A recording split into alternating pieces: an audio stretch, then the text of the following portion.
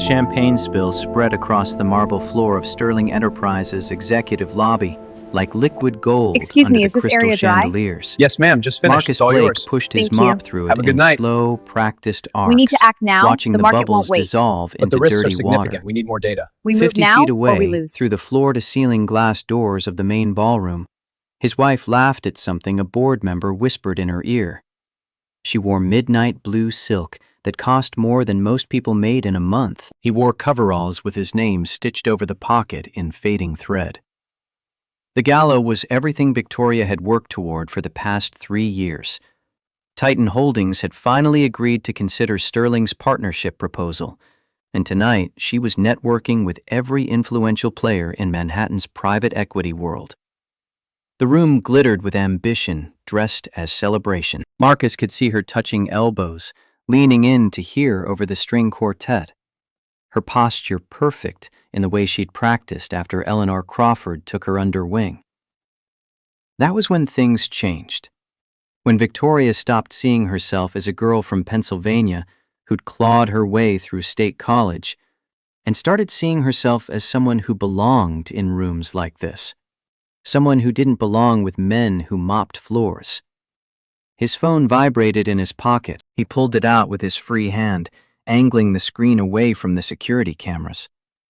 The email preview made something cold settle in his chest. From Titan Holdings, Board of Directors. Subject, Sterling Enterprises Proposal. Final review required. Mr. Blake, we need your approval on Sterling's 4th submission. They've increased their equity offer to 35%. Board recommends rejection based on previous analysis, but given the aggressive courting, we wanted your final word before the Monday deadline. He deleted it without opening the full message. Monday. The day Victoria had circled on their kitchen calendar in red marker, adding 3 exclamation points. The day she believed her life would transform. She had no idea the decision sat in the pocket of the man currently cleaning up after her celebration. The glass doors swung open. Eleanor Crawford stepped out, her silver hair swept into a style that probably required an hour and a professional. She spotted Marcus immediately, and her expression shifted from practiced warmth to something harder. Her heels clicked against marble as she approached, each step deliberate. Eleanor's voice carried the kind of authority that came from never being questioned. The help shouldn't be gawking through the glass. It makes the guests uncomfortable. Marcus kept his eyes down, years of practice making the posture automatic. Just doing my job, ma'am. Spill happened out here. Well, do it somewhere else.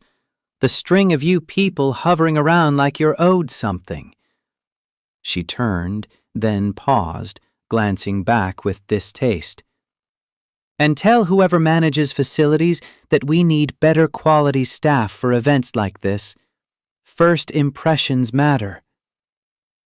The doors closed behind her, muting the quartet back to a distant hum. Marcus returned to mopping, but his jaw was tight enough to ache. Miguel, one of the other maintenance workers, approached with a rolling trash bin, shaking his head.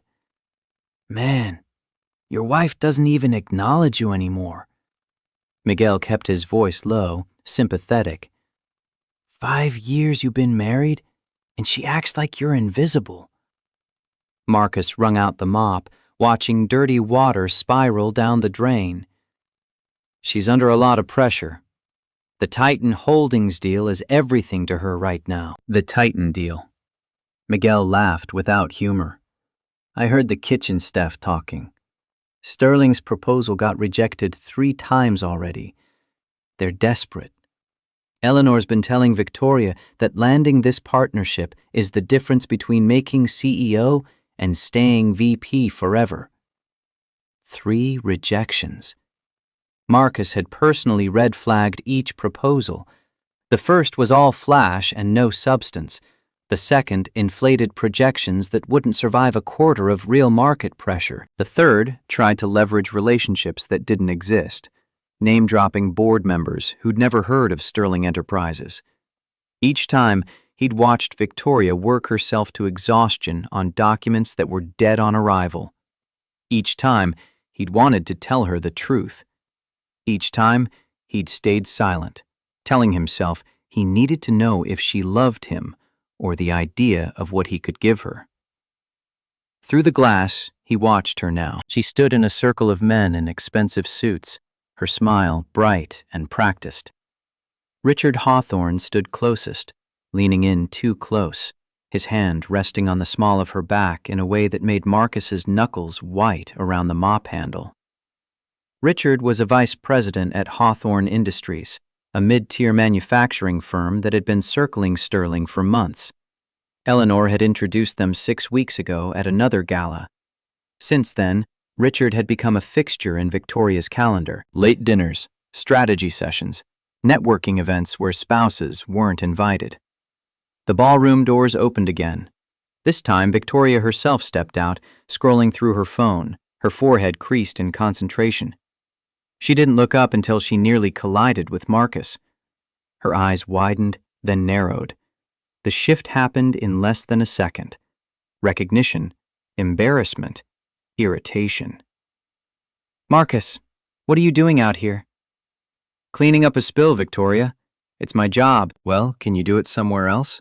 I'm trying to make connections tonight, and having my—" She stopped, glancing back at the ballroom as if checking whether anyone had followed her out. When she looked at him again, her voice dropped to a harsh whisper. "Just stay out of sight, okay? Eleanor already mentioned seeing you hanging around." Something in his chest cracked. Not broke, not yet, but the fracture spread a little wider. "Hanging around? I work here, Victoria. I've worked here for 2 years. I know that. She pressed her fingers to her temples, the gesture she always made when stress built behind her eyes. "Tonight is important. Titan's executive team is in there. If I can make the right impression, if I can show them Sterling is worth the investment, maybe they're not looking for the right impression. Maybe they want substance." Her jaw tightened. "And what would you know about what Titan Holdings wants? You mop their floors, Marcus." "You don't sit in boardrooms. You don't understand how these things work." The words landed like physical blows. He forced his voice to stay level, calm, the tone he'd used for 5 years whenever she started to drift away from him. "You're right. I don't understand. But I know you, Victoria. I remember when you didn't care about impressing people, when you cared about building something real." "Real doesn't close deals. Real doesn't pay for—" She stopped again, shaking her head. "I don't have time for this. Richard is introducing me to someone from Titan's advisory board. I need to get back." Richard. Marcus tasted the name like poison. He's been very attentive lately. Victoria's expression shifted to something defensive. "He's been helpful. Unlike some people, he understands what I'm trying to build. He has connections I need." "What about what we built? Does that matter anymore?" For a moment, just a heartbeat, something soft flickered across her face. The girl he'd married, the one who'd cried in his arms after her father lost his factory job, who'd sworn she'd never let money turn her into the kind of person who forgot where she came from. Then Eleanor's laugh cut through the glass doors, and the softness vanished. "We'll talk at home. Late. I have to stay until the end." She turned, then paused. "And Marcus? Use the service elevator when you leave. The front entrance? It doesn't look right." She disappeared back into the ballroom before he could respond. Through the glass, he watched Richard's hand find her waist again, watched her lean into the touch with a smile that used to be reserved for quiet Sunday mornings in their apartment, the apartment they'd shared since the beginning, before the promotions and the galas and the slow, grinding erosion of everything they'd promised each other. Miguel had witnessed the whole exchange. He didn't say anything, just squeezed Marcus's shoulder and went back to his cleaning. Marcus stood there for a long moment, mop in hand, water cooling in the bucket. Then he pulled out his phone and typed a message he'd been composing in his head for months. To Daniel Shaw, from Marcus Blake. We need to talk. Tomorrow morning, my office. The response came within seconds. From Daniel Shaw, to Marcus Blake. Rough night? Marcus typed back. It's time. He finished his shift at midnight, long after the gala wound down and the last guests filtered out through the lobby he'd mopped until it gleamed. Victoria would stay later, networking over the remnants of the open bar, laughing at jokes that weren't funny and pretending she'd been born into this world instead of fighting her way into it. He rode the service elevator down to the basement parking level, where his pickup truck sat in the corner reserved for maintenance staff. The same truck he'd driven since college, back when Victoria thought his refusal to buy something flashier was charming instead of embarrassing. The drive home took 20 minutes through Manhattan's late-night streets. Home was a 2-bedroom apartment in a middle-class neighborhood, rent-controlled and modest.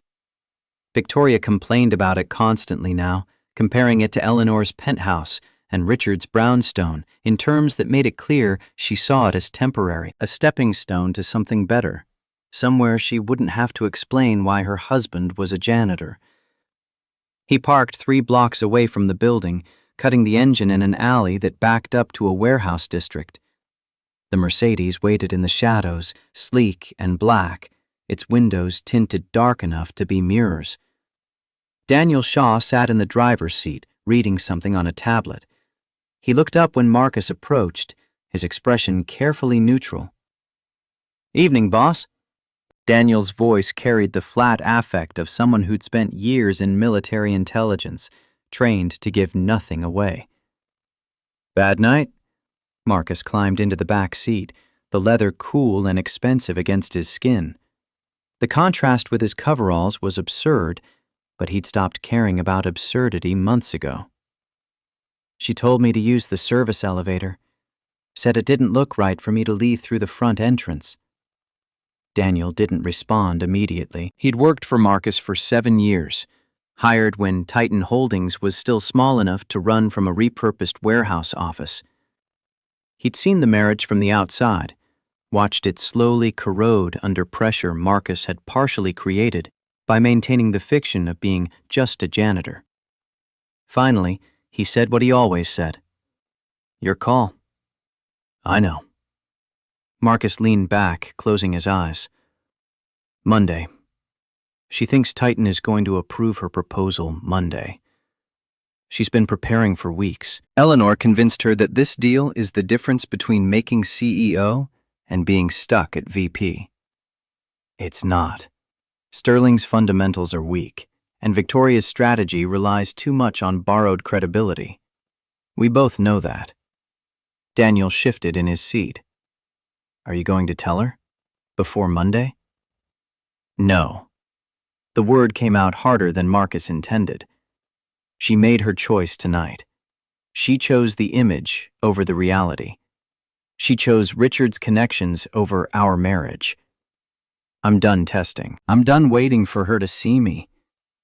So what's the play? Marcus pulled his phone out, opening a file he'd been building for months. Contingency plans, legal strategies, financial projections. Protocol Reckoning. The name felt melodramatic when he'd first created it, but now it seemed appropriate. An accounting. A reckoning for years of being treated like he wasn't enough. Monday morning, Victoria has a meeting scheduled at Titan Holdings. 10 a.m., executive boardroom, to finalize the divorce settlement. Daniel's eyebrow rose. The divorce isn't final. You haven't even filed yet. I will, tomorrow. She's going to come home tonight, probably after 2 in the morning, and she's going to tell me we need to talk. She's going to say she's outgrown me, that she needs a partner who operates at her level, that she's met someone who understands her ambitions. Marcus opened his eyes, staring at the back of Daniel's headrest. Richard Hawthorne has been positioning himself as that someone for weeks. Eleanor's been encouraging it. Victoria's been letting it happen. You sure about this? Once you trigger protocol reckoning, there's no walking it back.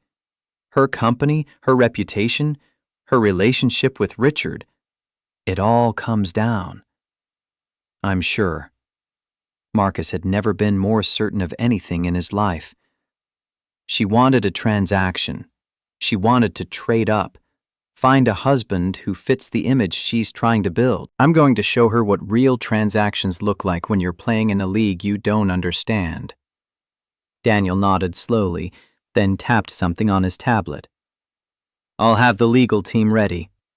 Arthur's already drafted the preliminary documents. We'll need your signature on the hostile acquisition papers for Sterling, but we can do that Sunday. Gives us time to position everything before Monday's reveal. And the meeting room at Titan? Already reserved, executive boardroom on the 52nd floor. I told scheduling it was for a sensitive personnel matter. Daniel's mouth curved into something that wasn't quite a smile. They won't ask questions. Marcus climbed out of the Mercedes, back into the October cold. Daniel lowered the window as the engine started. Boss, for what it's worth, I'm sorry. I know you loved her. I still do. The admission hurt worse than anything Victoria had said tonight. That's why this is going to hurt so much. The Mercedes pulled away, disappearing into the late-night traffic. Marcus walked the 3 blocks back to his truck, then drove the final distance home. The apartment was dark and empty, the way it had been most nights for the past year. He sat in the living room without turning on the lights, waiting. She came home at 3:15 in the morning. He heard her heels on the hardwood floor of the hallway, heard her fumbling with keys, heard the soft curse when she nearly tripped over the threshold. The apartment smelled like expensive perfume and champagne. She froze when she saw him sitting on the couch. Marcus, you scared me. Why are you sitting in the dark? He didn't turn on the lamp. Waiting for you. How is the rest of the gala? Good. Really good, actually. I made some important connections. She set her clutch on the entry table, her movements careful in the way people moved when they were slightly drunk and trying to hide it. Richard introduced me to someone from Titan's advisory board. He thinks we have a real shot at approval. That's great. Richard seems very invested in your success. Victoria's spine stiffened. She could hear the edge in his voice, the thing he was trying not to say. He's been a good friend, a good networking contact. Is that what he is? A friend? The silence stretched between them, heavy with everything they'd been avoiding for months. Finally, Victoria crossed to the couch, sitting on the far end, as far from him as the cushions allowed. She didn't look at him when she spoke. We need to talk. There it was, the phrase that ended relationships, the beginning of the conversation he'd been dreading and anticipating in equal measure.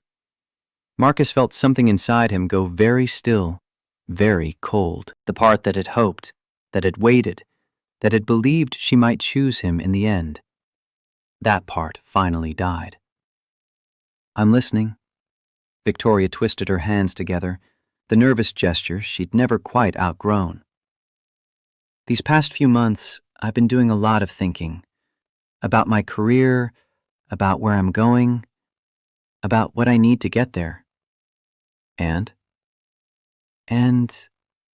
I don't think we want the same things anymore, Marcus. When we got married, we were both just starting out. We were both struggling, both trying to make ends meet.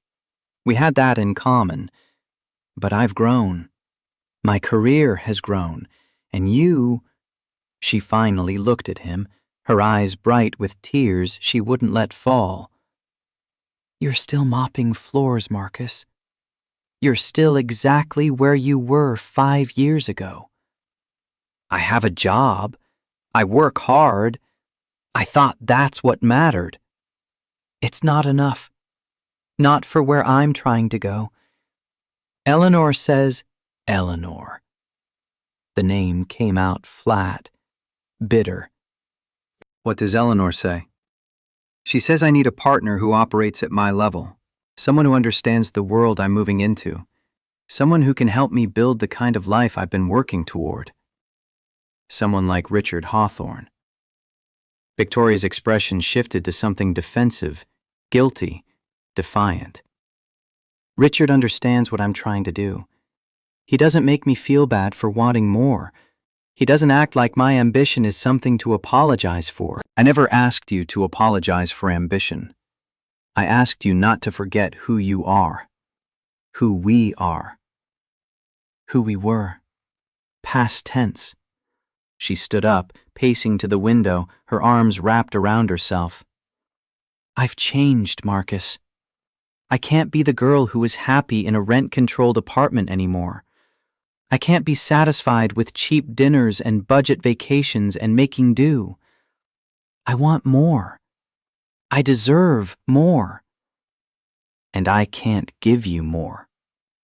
No, you can't. You're a janitor. You're always going to be a janitor, and I'm going to be CEO of a company that partners with Titan Holdings. Do you understand how that looks? Do you understand what people say when I tell them my husband mops floors? Marcus stood slowly, crossing to where she stood by the window.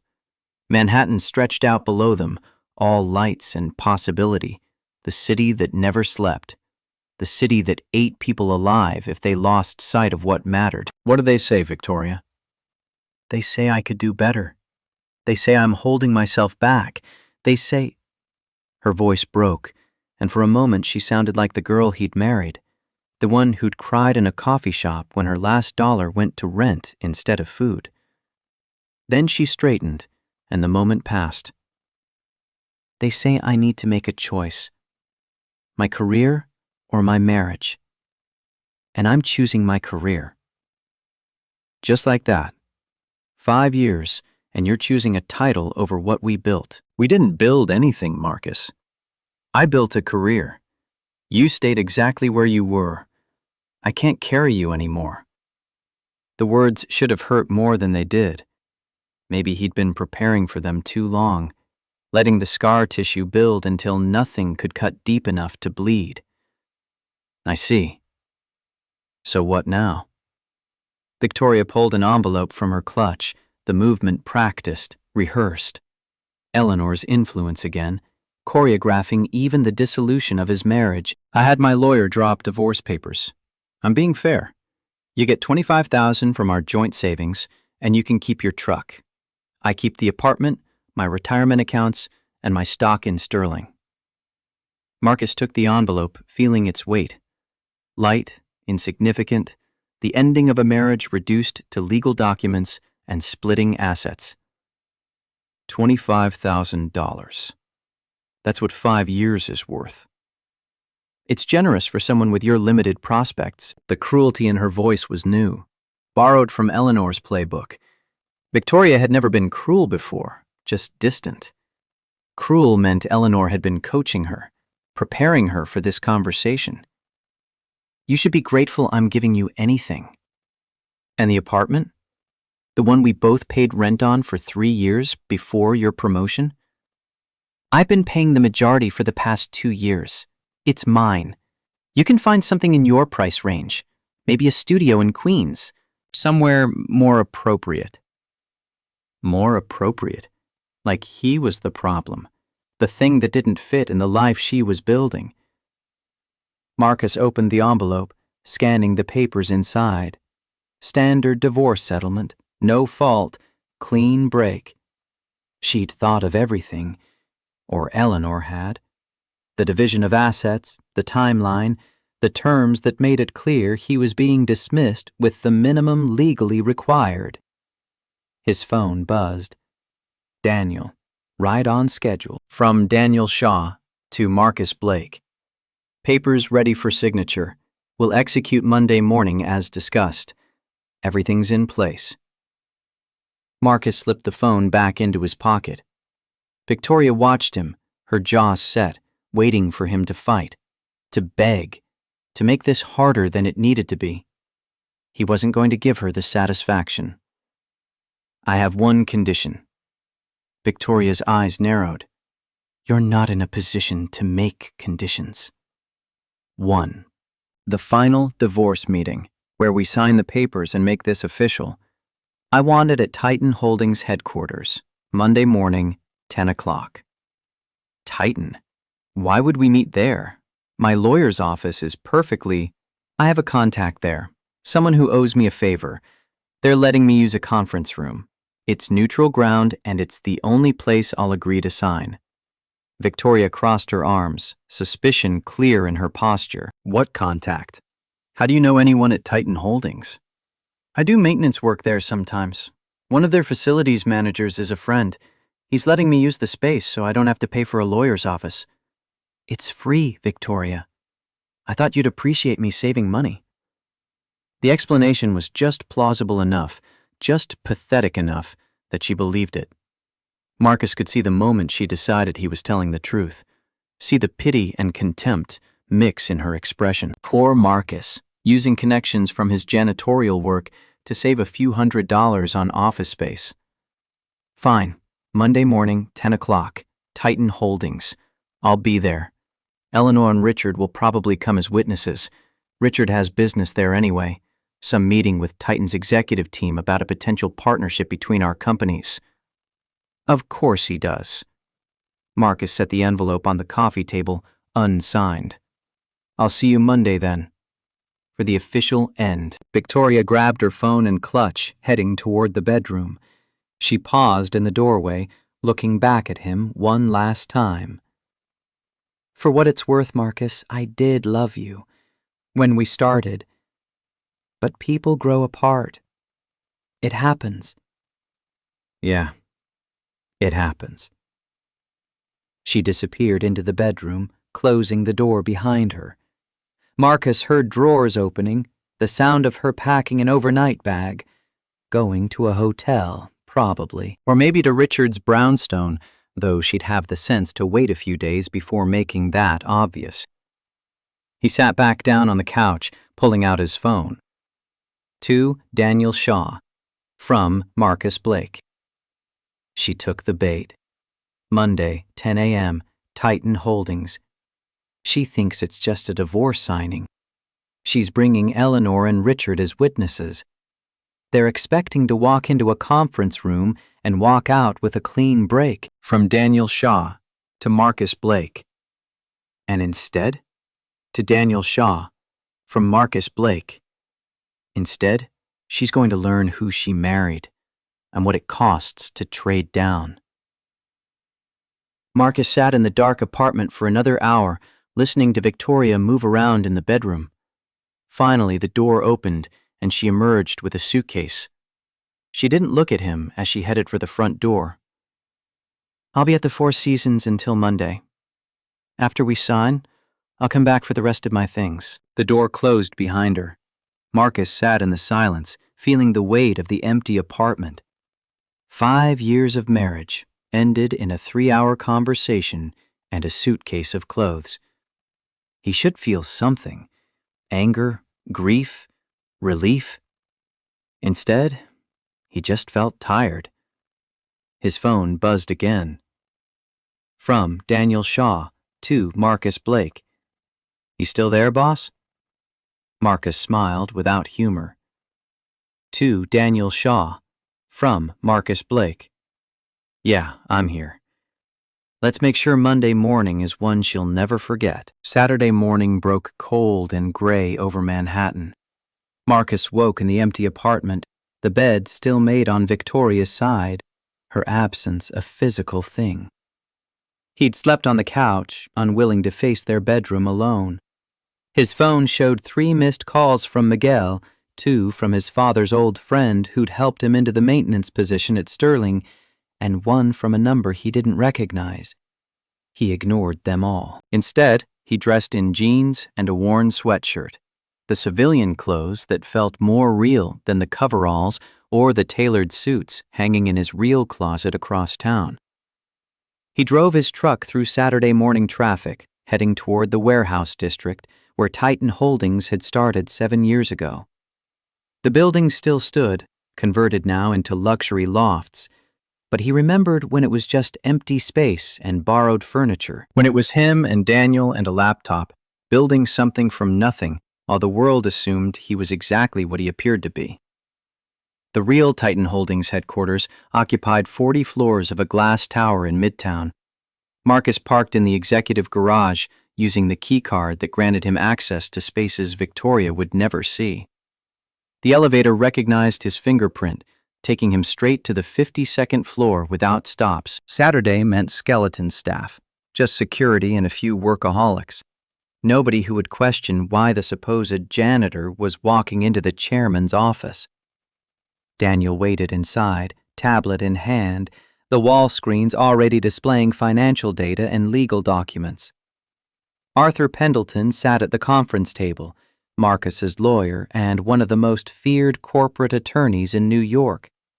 He'd sued Fortune 500 companies and won.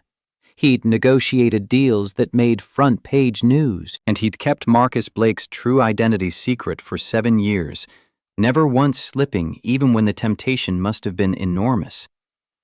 Arthur stood when Marcus entered, extending a hand. "Marcus, I'm sorry it's come to this." "So am I." Marcus shook, then moved to the windows overlooking the city. Saturday morning traffic flowed below, thousands of people starting their weekends, unaware that in this room, 3 men were preparing to destroy a company and a woman who'd made the mistake of treating one of them like he didn't matter. Daniel pulled up the first file. Sterling Enterprises, current valuation, $1.2 billion. Victoria's been CEO for 8 months, VP of Strategic Development for 2 years before that. Under her leadership, revenue's up 18%, but profit margins are down 6%. She's been expanding too fast, trying to show growth without understanding the fundamentals. "Eleanor's strategy," Marcus said. "Grow fast, look impressive, worry about sustainability later. It works until it doesn't." Arthur tapped the table, bringing up another screen. "We've been acquiring Sterling stock through shell companies for the past 6 months. As of close of business Friday, Titan Holdings and associated entities own 58%, controlling interest. The board doesn't know yet. The SEC filings won't be public until Monday morning. And when they are? Chaos. Sterling stock will spike on speculation that Titan's making a move. Victoria's going to walk into that boardroom thinking she's signing divorce papers and walking out to approve a partnership that will make her career. Instead, she finds out her ex-husband owns her company. Marcus turned from the window. "What about Richard Hawthorne?" Daniel's smile was grim. "Hawthorne Industries is in worse shape than Sterling. $47 million in debt, revenue declining 30% year over year. Creditors filing lawsuits. Richard's been using Victoria to get access to Titan. He thinks if he can position himself as her romantic partner, we'll approve Sterling's proposal to save his connected girlfriend's company. Then he'll push for a merger, use Sterling's assets to bail out Hawthorne, and walk away rich while both companies collapse. Does Victoria know? Not a chance. Richard's been playing her like a violin. Eleanor either doesn't know or doesn't care. She just wants Victoria attached to someone who looks successful, regardless of the reality." Marcus moved to the table, looking at Richard's file. Photos from society pages, business profiles, financials that painted a clear picture of a man desperately trying to maintain an image he could no longer afford. "And Eleanor?" Arthur pulled up a new file. "Eleanor Crawford, chairwoman of Sterling's board, 22 years with the company. She's been manipulating board votes through intimidation and false reporting. Nothing criminal, just aggressive politics, but she's been positioning herself as kingmaker, and Victoria's her latest project. Take her down too. I want the whole board dissolved Monday morning. Clean slate." "That's aggressive, Marcus. You're not just ending your marriage, you're destroying your wife's entire professional life." "She made her choice. She chose this world over me. Now she gets to see what this world really looks like when you don't understand the rules. Marcus signed the papers Arthur slid across the table, each signature committing to actions that would ripple through Victoria's life like earthquakes. What about Monday's logistics? Daniel brought up a floor plan of the executive boardroom. Victoria thinks she's meeting you at 10 for a divorce signing. She's bringing Eleanor and Richard as witnesses and support. What she doesn't know is that at 10:15, Sterling's board has been summoned for an emergency shareholder meeting. Richard's been invited to a separate meeting at 10:30 to discuss Hawthorne's proposal. Everyone's going to converge in the same boardroom. And when they do, you'll be sitting at the head of the table, chairman of Titan Holdings, the man Victoria divorced thinking he was a janitor with no prospects, the man who owns 58% of her company, the man who's about to fire her, and everyone who supported her decision to treat you like you were disposable. Marcus stared at the floor plan, imagining Monday morning, Victoria's face when she realized, Eleanor's shock, Richard's desperation. He should feel triumph. Instead, he just felt hollow. This is going to destroy her. Yes, Arthur agreed. It is. Last chance to back out. We can unwind the stock purchases, cancel the meetings, let the divorce go through quietly. You walk away, she walks away. Nobody's career burns to the ground. The temptation was real. Marcus had loved Victoria once. Part of him still did. The part that remembered coffee shops and shared dreams and promises made when they both had nothing to lose. But that Victoria was gone, replaced by someone who saw him as an obstacle to overcome. Someone who'd chosen status over substance, image over integrity. No, we proceed as planned. Monday morning, 10 o'clock, she learns the truth. All of it. Arthur and Daniel exchanged glances. Daniel spoke carefully. Boss, once this happens, there's no going back. Victoria will hate you. The business community will see you as ruthless. Your private life becomes public. 7 years of hiding who you are, gone in one morning. Good. I'm tired of hiding. I'm tired of being invisible to the person who promised to see me. Marcus gathered the signed documents, handing them back to Arthur. File everything Sunday night. I want the SEC disclosures public first thing Monday morning. I want Sterling's board to walk into that meeting knowing they've been outmaneuvered. And I want Victoria to understand exactly what she threw away. He left the office, taking the elevator back down to the garage. The weekend stretched ahead, empty hours to reconsider, to back out, to choose mercy over justice. But Marcus knew himself well enough to know he wouldn't change his mind. He'd spent 5 years being patient, being understanding, being the man who didn't complain when his wife stopped seeing him. Monday, patience ended. His phone buzzed with a text from an unknown number. Marcus, it's Victoria. I'm at the Four Seasons. I know we said we'd wait until Monday, but I wanted you to know I'm having dinner with Richard tonight. We're discussing the Titan proposal strategy. I thought you should hear it from me instead of seeing it somewhere else. I'm sorry if this hurts, but we're not married anymore. Not really. Monday is just a formality. Marcus read the message 3 times, each word a fresh cut. She couldn't even wait until the divorce was final. 2 days and she was already moving on, already building the life that didn't include him. He typed a response, deleted it, typed another. Enjoy your dinner. See you Monday. Her response came immediately. Thank you for understanding. You're being very mature about this. Mature, as if he was a child accepting a punishment gracefully. As if her moving on with another man while still technically married was something he should applaud. Marcus threw the phone onto the passenger seat, gripping the steering wheel hard enough to hurt. Monday couldn't come fast enough. Sunday passed in a blur of final preparations.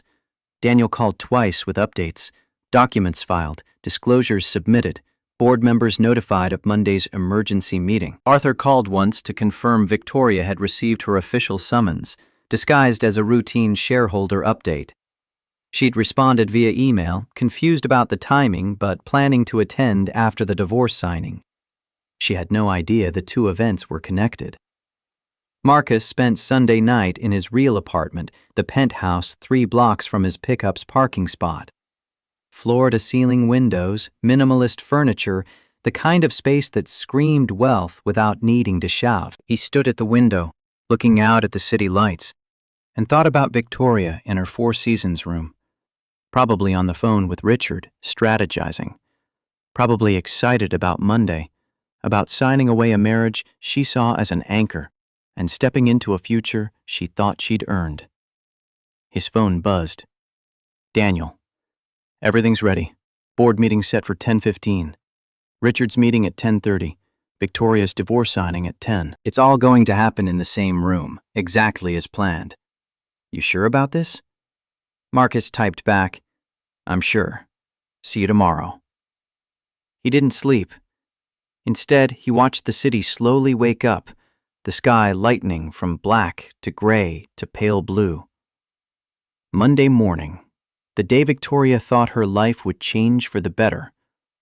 She was right about the change, just wrong about the direction. At 8 a.m., Marcus dressed in a suit that cost more than Victoria's monthly salary. Charcoal gray, tailored perfectly, the kind of thing he'd only worn in private for years. Daniel had arranged for a barber to come to the apartment, shaping Marcus's hair into something executive instead of working class. The transformation in the mirror was startling. He looked like what he was, a man who'd built an $8 billion company from nothing. A man who'd been hiding in plain sight while his wife looked down on him.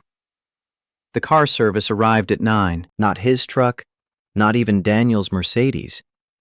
A town car with a professional driver, the kind of thing CEOs used without thinking about it. Marcus settled into the back seat, watching Manhattan scroll past the tinted windows. His phone buzzed. Victoria. On my way to Titan. See you at 10. Let's make this quick and painless. I have an important board meeting at 10:15 that I can't miss. Marcus smiled without humor. Quick and painless.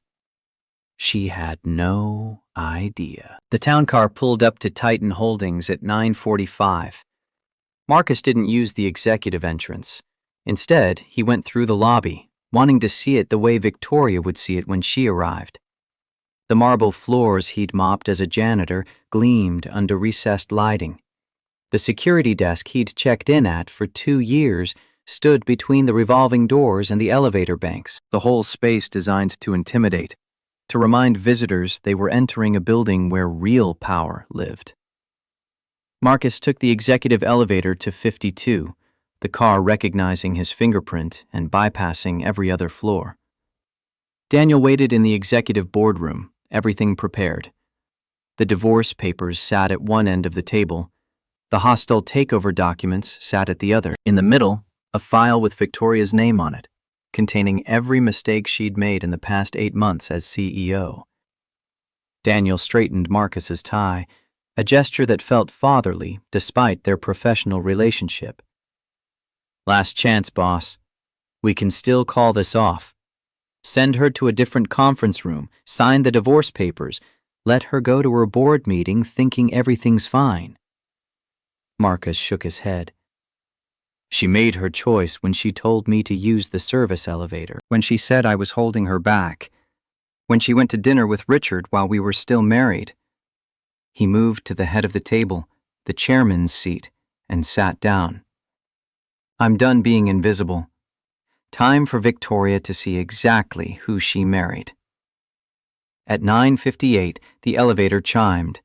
Victoria's voice carried down the hallway, bright with confidence and anticipation. She was talking to someone, probably Eleanor, probably about the board meeting and the Titan proposal, and the future she thought she was stepping into. Marcus heard her heels clicking on marble, getting closer. The boardroom door opened. Victoria stepped inside. Eleanor Crawford beside her. Richard Hawthorne behind them both.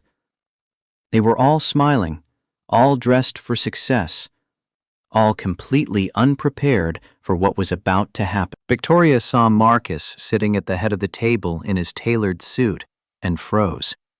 Her smile faltered. Confusion flickered across her face, followed by something that might have been embarrassment. She glanced at Eleanor, then at Richard, then back at Marcus. Marcus? What are you doing sitting there? This is Titan's executive boardroom. Your friend said we could use a conference room, not... She stopped, the pieces not quite fitting together yet. Why are you wearing a suit? Marcus didn't stand. He didn't smile. He just looked at her, this woman he'd loved enough to hide his whole life from, and felt the last fragments of that love turn to ash. Have a seat, Victoria. We have a lot to discuss. Eleanor's eyes narrowed. Richard stepped forward, his hand moving protectively to Victoria's back. Look, buddy, I don't know who you think you are, but we're here for a private meeting. You need to leave. Marcus finally smiled. It wasn't kind. No, Mr. Hawthorne. You're here because I invited you. All of you. 10 o'clock Monday morning, Titan Holdings Executive Boardroom. Exactly as planned. Victoria's face went pale. I don't understand. What's happening? The door opened behind them. Daniel stepped in, tablet in hand, his expression professionally neutral.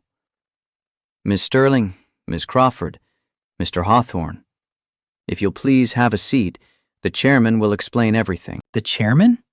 Victoria's voice rose, panic threading through it. We're not here to see the chairman. We're here to sign divorce papers, and then I have a board meeting. You have the board meeting, Marcus interrupted. But it's not what you think it is. Sit down, Victoria. She sat. They all did, confusion and growing alarm clear on their faces. Eleanor's hand trembled slightly as she placed her purse on the table. Richard pulled out his phone, probably ready to call security. Victoria just stared at Marcus like she was seeing a stranger. Marcus leaned forward, his hands folded on the table. Welcome to Titan Holdings. I'm Marcus Blake, founder and CEO. Net worth approximately $8 billion. Majority shareholder in 23 states worth of commercial real estate and private equity. And as of 9 o'clock this morning, owner of 58% of Sterling Enterprises. The silence that followed was absolute. Victoria's mouth opened, but no sound came out. Eleanor made a small noise in the back of her throat. Richard's phone clattered to the table. Marcus smiled. Let's talk about your future, shall we? Or rather, the lack of one. Victoria's breathing came in shallow bursts, her chest rising and falling beneath the silk blouse she'd spent an hour selecting that morning. The color drained from her cheeks in stages, ivory to chalk to something closer to gray. Her fingers gripped the edge of the conference table hard enough that her knuckles went white. The diamonds in her wedding band catching light she no longer seemed to see. Eleanor recovered first, her decades of corporate maneuvering kicking in like muscle memory. This is absurd. Some kind of prank. Marcus is a janitor. I've seen him mopping floors at Sterling for 2 years. You have. Marcus kept his voice level, almost conversational. Every Monday, Wednesday, and Friday. 6 a.m. to 2 p.m. I particularly enjoyed cleaning the executive suite. You spill a lot of coffee, Eleanor. Careless for someone who likes to project control. Richard's hand moved to his phone again, but Daniel stepped forward smoothly, placing a tablet on the table. The screen displayed a Wall Street Journal article from that morning, the headline stark in bold print. Titan Holdings acquires majority stake in Sterling Enterprises. Below it, A photograph of Marcus at last year's Venture Capital Summit in Boston, shaking hands with the governor. That's photoshopped. Richard's voice cracked on the second word. This whole thing it's fraud. Identity theft. We'll sue for what? Daniel's tone carried the patience of someone explaining simple concepts to children. Mr. Blake has been CEO of Titan Holdings since its founding in 2015. His tax returns, SEC filings, and board minutes are all public record. The only fraud here is that he chose to maintain a second job in building maintenance. There's no law against that. Victoria finally found her voice, though it came out barely above a whisper. You're a janitor. I watched you clean our apartment. I did our laundry together with you at the laundromat on Saturdays. You drive a 20-year-old truck. I also own a penthouse in Tribeca, 3 properties in Cleveland, and a portfolio of tech startups worth more than Sterling's entire market cap. Marcus pulled up a file on the display screen. Financial statements scrolled past, each line item representing wealth Victoria couldn't begin to process. The truck belonged to my father. I keep it because it reminds me where I came from. Something you might have benefited from remembering. Eleanor's brain was working now, calculations visible behind her eyes. When we met at the charity luncheon 3 years ago, you were introduced as Victoria's husband, the janitor husband she was embarrassed about. If you were already a billionaire, then I wanted to see if she loved me. The actual me, not the bank account.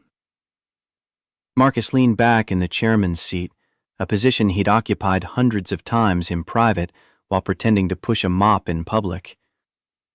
For a while I thought she did. We met when we were both broke. She was waiting tables, putting herself through business school. I was flipping my first property. We built something real. Or so I believed. You lied to me. Victoria's shock was crystallizing into anger, her voice gaining strength. You lied every single day for 5 years. You watched me struggle, watched me work myself to exhaustion trying to build a career, watched me stress about money and promotions and making ends meet, and you never said a word. I watched you change. I watched Eleanor poison you with ambition until you couldn't see anything except the next promotion, the next gala, the next opportunity to climb higher. Marcus's composure cracked slightly, real pain bleeding through. I watched you stop loving the man who fixed coffee machines and start resenting him for not being someone else, someone richer, someone more useful to your career. Richard pushed back from the table, standing abruptly. This is insane. Victoria, we're leaving. We'll get your lawyer on the phone, file complaints with the SEC about market manipulation, sue for emotional distress. Sit down, Mr. Hawthorne. Marcus didn't raise his voice, but something in his tone made Richard freeze. You're not going anywhere until we discuss Hawthorne Industries. The blood drained from Richard's face even faster than it had from Victoria's. He sat, slowly, his expensive suit suddenly looking like a costume on a man playing dress-up. Daniel pulled up a new file. This one showed financial statements in red, debt accumulation graphs trending upward like mountains, and a list of creditors that scrolled for 3 full screens. Hawthorne Industries, founded by your grandfather in 1962. Peak valuation in 2008 at $3.2 billion. Current valuation, accounting for debt obligations, negative $47 million. Victoria turned to stare at Richard, pieces clicking together in her mind. You told me your company was expanding. You said the Titan partnership would be good for both our firms. I said what you wanted to hear. Richard's mask of smooth confidence was completely gone now, replaced by desperation and anger. You were so eager to believe that someone successful wanted you, that someone from my level saw potential in you. You never questioned it because it fed your ego. You were using me. Victoria's voice went flat. The dinners, the introductions, the advice about my Titan proposal? You were positioning yourself as my partner so that when Titan approved Sterling's application, you could push for a merger. Use Sterling's assets to bail out Hawthorne. Smart woman. Took you long enough. Richard turned to Marcus, calculation replacing panic. But that doesn't change the fundamentals. Sterling needs Titan's capital. I need Sterling's revenue stream. We can still make a three-way partnership work. Blake, you want to punish your wife? Fine. You've done that. Made your point. Now let's talk business like adults. Marcus almost laughed. You think I'd partner with a company that's been cooking its books for 18 months? Daniel, show him what we found. The display shifted again. This time it showed internal Hawthorne documents, emails between Richard and his CFO discussing creative accounting, loans disguised as revenue, assets overvalued by factors of 10. Eleanor made a small sound in the back of her throat, her legal instincts recognizing criminal exposure when she saw it. The SEC is going to have questions about these emails. Daniel tapped the screen, highlighting particularly damning phrases. Fraud, securities manipulation, false statements to creditors. You were 6 months away from federal indictment, even before you tried to con Ms. Sterling into saving you. Richard stood again, but this time he was shaking. You can't prove those documents are real. My lawyers will. Your lawyers quit on Friday. All 3 of them. Marcus pulled up resignation letters, each one citing ethical concerns and non-payment of fees. You're broke, Richard. Your company is a shell. Your reputation is going to be in shreds by the time the financial press finishes with this story. And Victoria, he looked at his wife, soon-to-be ex-wife, sitting shell-shocked at the conference table. Victoria was your last desperate play. She just didn't know it. Victoria's hands trembled as she pressed them flat against the table. I defended you to my board. I told them you had connections. I vouched for you. And I appreciate that. Really, I do. You were very useful. Richard grabbed his phone and briefcase, headed for the door. But I'm done with this circus. Sue me if you want. I'll be filing Chapter 11 by the end of the week anyway. Daniel stepped into his path. You'll stay until Mr. Blake dismisses you. We're not finished. Like hell I'll. Richard tried to push past, but Daniel didn't budge. Ex-military training evident in his stance and the casual way he blocked the exit without appearing threatening. Richard took a step back, trapped. Marcus nodded to the door. Let him go. He's already destroyed. No point watching him bleed out. Daniel stepped aside. Richard fled without another word, his footsteps echoing down the marble hallway. In the silence that followed, Eleanor's breathing sounded loud and ragged. Victoria stared at the table, at her hands, at anything except Marcus. 5 years. Victoria's whisper cut through the quiet. 5 years you watched me, tested me, set me up to fail. I set you up to choose. Love or ambition. Character or climbing. You made your choice Saturday night when you told me to use the service elevator because being seen with me didn't look right. I was under pressure, Eleanor said. Victoria stopped, turned to look at her mentor. What did you say? About Marcus being dead weight? About needing a partner who fit my trajectory? Eleanor met her gaze without flinching. I said what you needed to hear to stop settling for less than you deserved. Marcus was holding you back. A janitor husband at CEO Gallus? That's social suicide. He wasn't a janitor. He's a billionaire. He owns Titan Holdings. I didn't know that, but Eleanor's voice carried doubt, and Victoria heard it. Didn't you? Marcus pulled up another file. You did background checks on me 3 years ago, Eleanor, when Victoria first introduced us at that charity luncheon. You hired a private investigator to look into my finances, my employment history, my criminal record. Eleanor's jaw tightened. Standard due diligence. I protect my mentees. Your investigator found Marcus Blake, maintenance worker at Sterling Enterprises, high school diploma, no criminal record, modest savings account. He didn't find Marcus Blake, CEO of Titan Holdings, because they're technically two different employment identities. The social security numbers are the same, but the corporate filings use my middle initial, Michael. Marcus Michael Blake versus Marcus Blake. Daniel brought up the documents, showing the subtle distinction that had kept Marcus's dual life separate. A thorough investigator would have caught it. Yours either wasn't thorough or you didn't pay him enough to look deeper than surface level. So I missed it.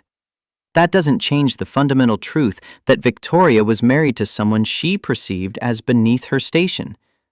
My advice was sound based on available information. Your advice was poison. Marcus's voice went cold. You convinced her that worth is measured in titles and tax brackets, that a man who works with his hands is inherently less valuable than a man who works a spreadsheet.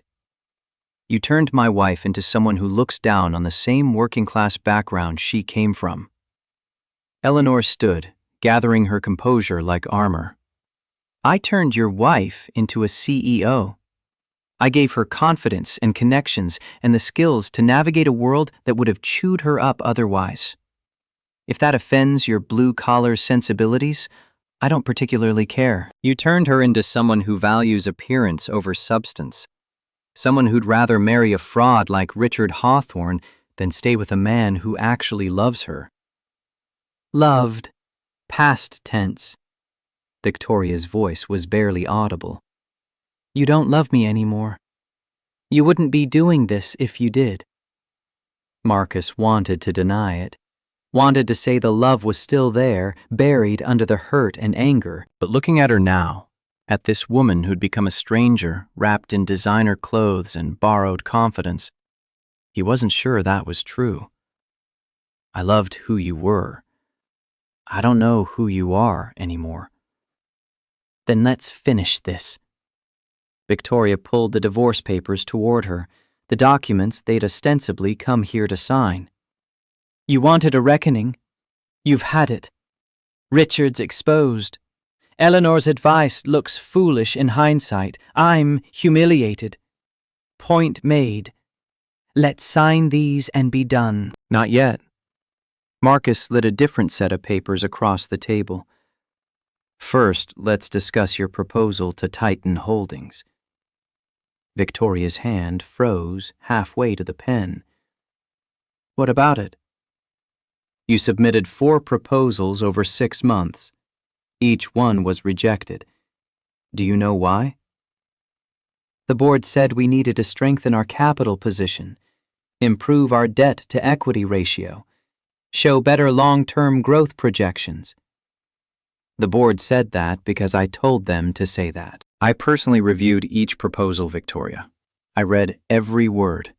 And each time I sent them back with detailed notes about why Sterling wasn't ready for a partnership with Titan. The color returned to Victoria's cheeks, but this time it was anger, not shock. You sabotaged me. You tanked my proposals deliberately. I rejected them because they were bad proposals. Buzzwords and borrowed strategy, all surface and no foundation. Eleanor's fingerprints were all over them. Aggressive expansion timelines with no realistic funding model. Partnerships with companies you hadn't properly vetted. Promises you couldn't keep. Marcus pulled up the proposals on screen, highlighting sections in red. Proposal 1 claimed Sterling could increase revenue 40% in 18 months. Based on what? Hope and good intentions? Based on market analysis and projected growth in our sector? Based on optimism and desperation. Your sector was contracting, not expanding. Any competent analyst would have caught that. but you were so focused on impressing Titan that you didn't do basic due diligence. Victoria stared at the highlighted sections, seeing them with new eyes, seeing them the way a CEO of a multi-billion-dollar equity firm would see them. Amateurish, overconfident, built on assumptions instead of data. Proposal 2 was worse. Marcus scrolled to the next document. You proposed a partnership structure that would have given Titan 70% control of Sterling's assets in exchange for a capital injection you didn't actually need.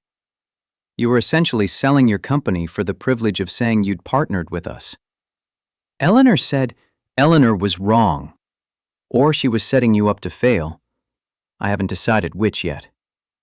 Eleanor's face went very still. That's a serious accusation. It's a serious pattern. 3 years of advice that's pushed Victoria toward increasingly risky decisions, encouraged her to expand faster than sustainable, told her to divorce the janitor and marry the fraud, pushed her to stake Sterling's future on a Titan partnership that was never going to happen. Marcus turned back to Victoria. Who benefits if Sterling collapses under debt it can't service? Who's positioned to buy up assets at bankruptcy prices? Victoria's eyes widened. Eleanor's investment group, the one she mentioned at last month's board meeting. She said she was looking for acquisition opportunities in our sector. She's been positioning herself to cannibalize Sterling for parts, convince you to overextend, watch you fail, then swoop in as the savior who'll purchase your best divisions for pennies on the dollar. Eleanor's composure finally cracked. That's a conspiracy theory built on paranoia. I've devoted 3 years to mentoring Victoria, hundreds of hours of my time, my connections, my reputation vouching for her. Why would I do that if I wanted her to fail? Because a protege who succeeds independently doesn't need a mentor anymore. But a protege who fails spectacularly? She's grateful for whoever picks her up afterward. She's loyal. She's controllable. Marcus pulled up emails, forwarded chains between Eleanor and her investment partners. You've been shopping Sterling's client list to your partners for 8 months, before Victoria even knew the company was vulnerable. The evidence on screen was damning. Client lists, revenue projections, asset valuations, all the internal data Eleanor would have access to as board chair, all being shared with outside investors who'd benefit from Sterling's collapse. Victoria stood slowly, her chair scraping against marble. She walked to where Eleanor sat, looking down at the woman who'd shaped her career for 3 years. You were going to let me fail. You were counting on it. I was preparing for contingencies. That's what smart business people do. Eleanor's voice had gone flat, defensive. You're young and inexperienced. The odds of you successfully navigating a major partnership were always slim. I wanted to ensure Sterling's assets ended up in good hands if the worst happened. Good hands. Your hands. Better mine than liquidated in bankruptcy court. Victoria's slap echoed through the boardroom. Eleanor's head snapped to the side, a red mark blooming on her cheek. She touched it gingerly, shock and anger warring in her expression. You're fired. Victoria's voice shook, but the words were clear. From the board. From any advisory capacity. From ever speaking to me again. You can't fire me. I'm an independent board member elected by shareholders. Actually, she can. Daniel pulled up more documents. Mr. Blake's 58% ownership stake gives him controlling votes. He can dissolve the current board and seat new members at will, including removing Eleanor Crawford effective immediately. Marcus nodded. Consider yourself removed, Eleanor. You have until end of business today to clear out your office at Sterling. Security will escort you. If you've taken any company property beyond what you're contractually entitled to, we'll pursue criminal charges. Eleanor stood, gathering the shreds of her dignity. This is illegal. I have contracts. I have protections. You have violations of fiduciary duty documented in your own emails. You want to fight this in court, I have lawyers who'll bury you in motions until you run out of money for legal fees. Marcus's tone left no room for negotiation. Or you can leave quietly, and we'll let the corporate community assume you retired. Your choice. Eleanor looked at Victoria one last time. I gave you everything, taught you everything, and this is how you repay me? You taught me to value the wrong things, to measure people by their usefulness instead of their character. Victoria's voice was steady now, certain. Marcus might be destroying my career right now, but at least he's honest about it. You were destroying it slowly while pretending to be my friend. Eleanor left without another word. The door closed behind her with a quiet click that sounded like a cell door locking. Victoria sank back into her chair, the fight draining out of her. How much more? How much more do you need to destroy before this is finished? We're just getting started. Marcus checked his watch. Sterling's board should be arriving any minute. Emergency shareholder meeting. They've been told that Titan Holdings has acquired majority control and wants to discuss immediate restructuring. Restructuring. Victoria closed her eyes. You're going to gut the company. Fire everyone I hire. Undo everything I built. I'm going to fix the mistakes Eleanor convinced you to make. The overextension, the bad partnerships, the projects that were bleeding money to make growth numbers look good on paper. Marcus pulled up Sterling's actual financials, not the rosy projections Victoria had been presenting to the board. You've been CEO for 8 months. In that time, revenue is up 18%, but profit is down 6%. You've been buying growth with debt you can't service long term. I was following the strategy Eleanor and I developed. You were following a strategy designed to make you fail. I'm offering you a chance to see what sustainable success looks like. The boardroom door opened. Daniel escorted in 5 people, Sterling's board of directors, each one looking confused and concerned. They recognized Victoria immediately, saw Marcus in the chairman's seat, and their confusion deepened. Marcus stood, extending a hand to the nearest board member. Thank you all for coming on short notice. I'm Marcus Blake, CEO of Titan Holdings. As of this morning, my company owns 58% of Sterling Enterprises. That makes me your new majority shareholder. The board members sank into chairs, shock rippling through them. Victoria watched their faces, saw the moment they started calculating what this meant for their positions, their stock options, their futures. The same calculations she'd made countless times about other people's careers. Effective immediately, I'm dissolving this board. Marcus's words landed like grenades. You'll all receive the severance packages outlined in your contracts. I appreciate your service to Sterling, but the company needs a fresh direction. One of the board members, a silver-haired man who'd been with Sterling for 15 years, found his voice. You can't just dissolve an entire board. There are procedures, shareholder votes, legal requirements, all of which I've followed. Daniel, if you'll distribute the documentation. Daniel handed out folders, each one containing the legal justification for the board's termination. The silver-haired man read through his, the color draining from his face, as he saw how thoroughly Marcus had outmaneuvered them.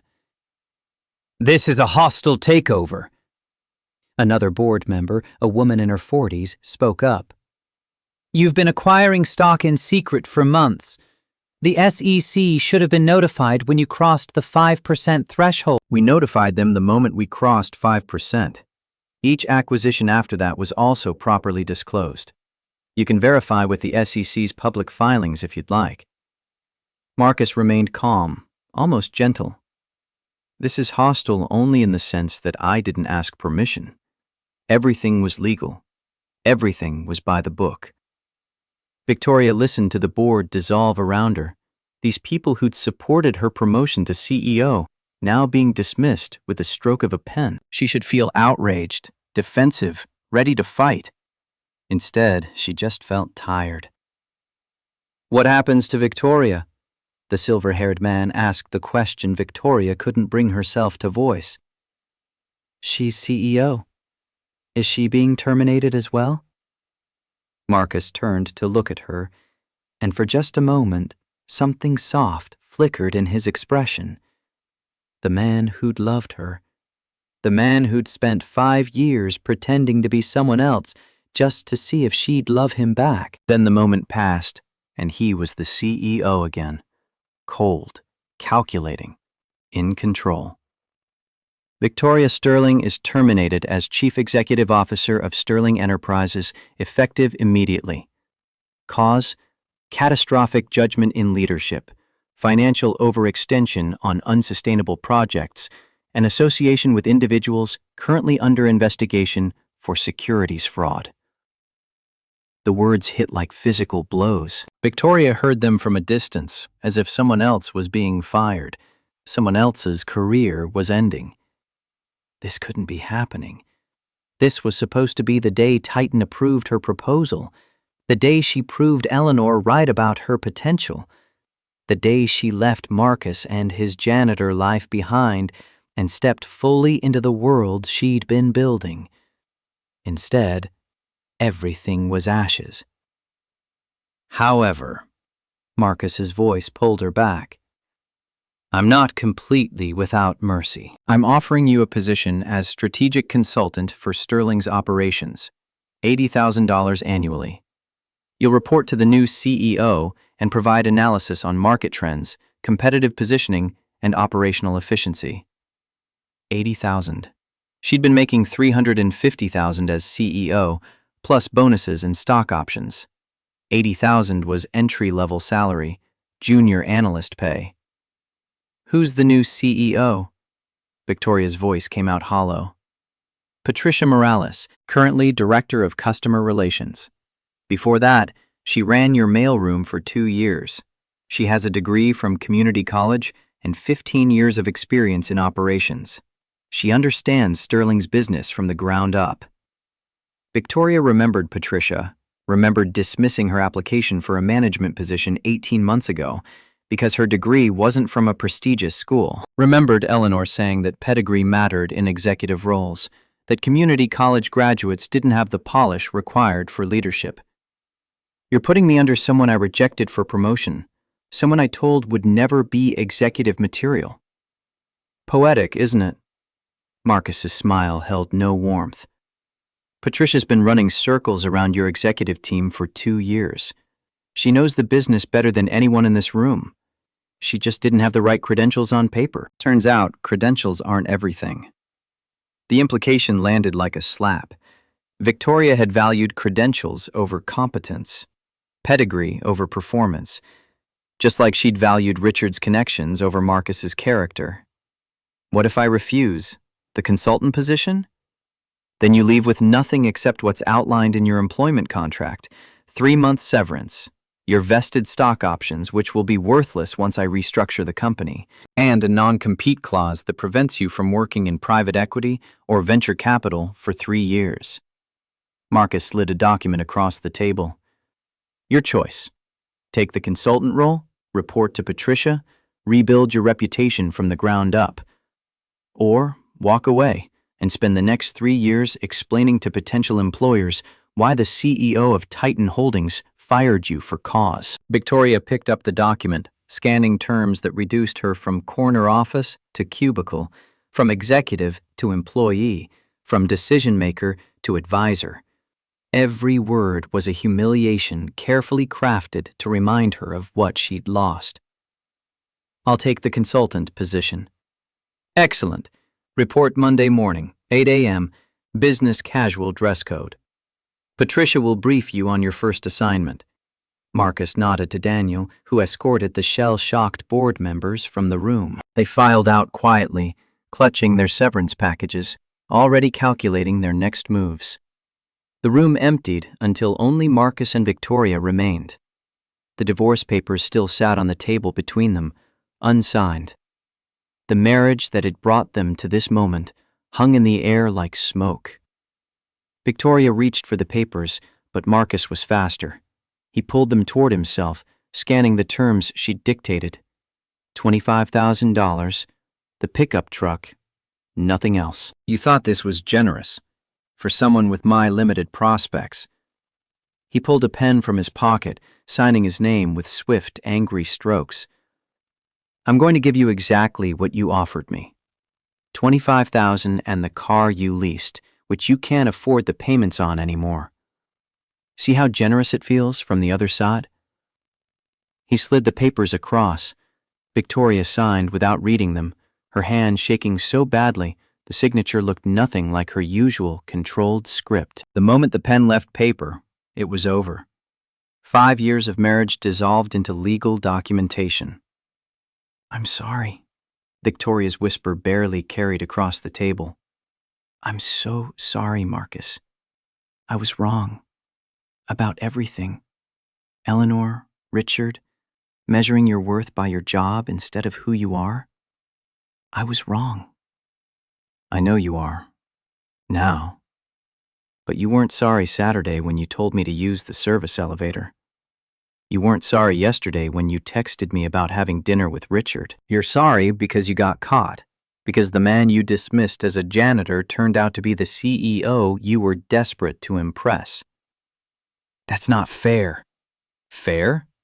Marcus stood, gathering the signed divorce papers. You want to talk about fair? I spent 5 years loving you while you slowly stopped loving me back. I watched you choose ambition over integrity, status over substance, Eleanor's poison over my partnership. I tested you, yes. I shouldn't have. That was wrong. But you failed anyway. Victoria stood too, tears finally breaking through her control. I loved you. I did. I got scared.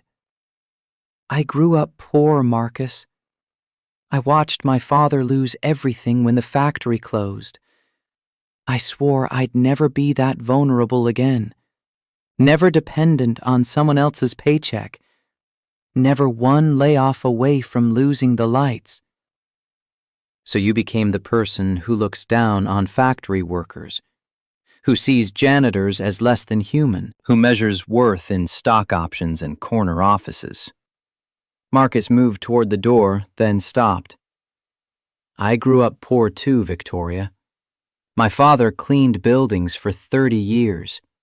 He taught me that honest work has dignity, that character matters more than credentials. You knew that once. I fell in love with the woman who believed it. I don't know what happened to her. She got lost. Victoria wiped at her eyes, mascara smearing across her fingers. She got so focused on never being poor again that she forgot why being poor was hard. It wasn't the money. It was people treating you like you didn't matter because you didn't have enough of it. And then you became one of those people. Yes. The admission broke something in her chest. I became exactly what I hated. And I lost the only person who ever loved me for who I actually was. Marcus stood in the doorway, his back to her.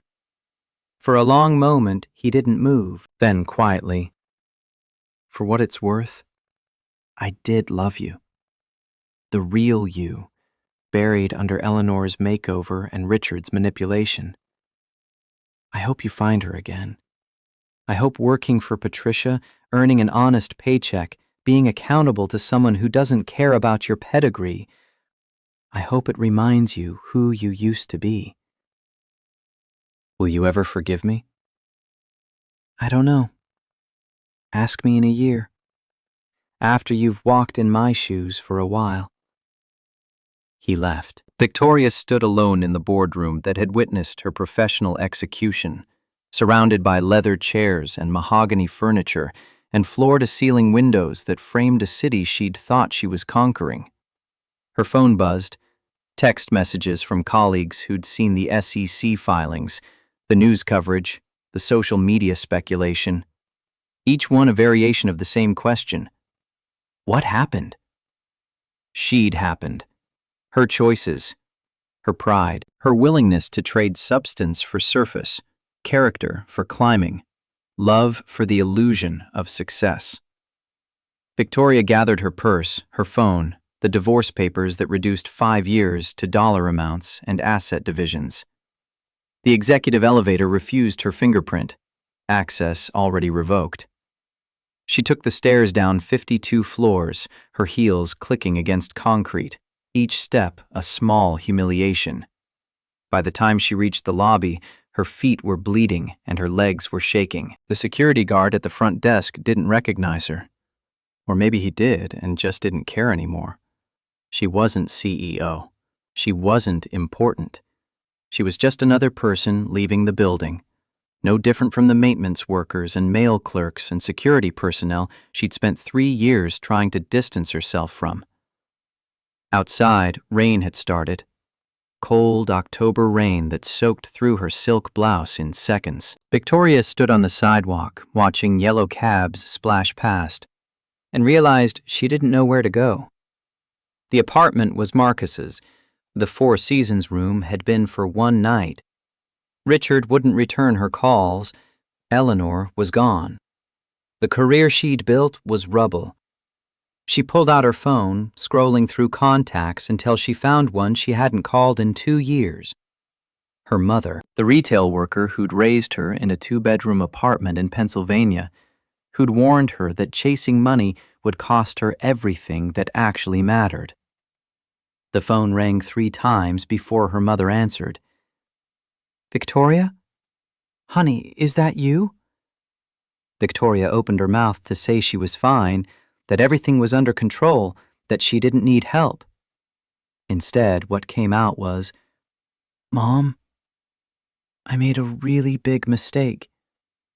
"Where are you, baby?" "Manhattan.